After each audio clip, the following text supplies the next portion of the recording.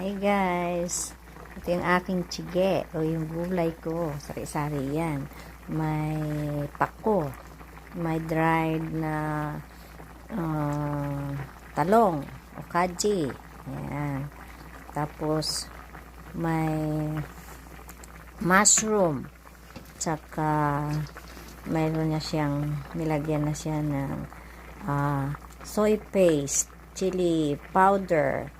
Yan, tapos ngayon, lalagyan pa natin siya ng sukcho naman tawag ito, parang toge, pero iba siyang klase. Yan, Korean sukcho. Yan, yung last. Yan. Last na siya kasi mayroon na siyang seasoning. Nilagyan na siya ng seasoning. Ayan. Ganyan na siya, guys. Masarap.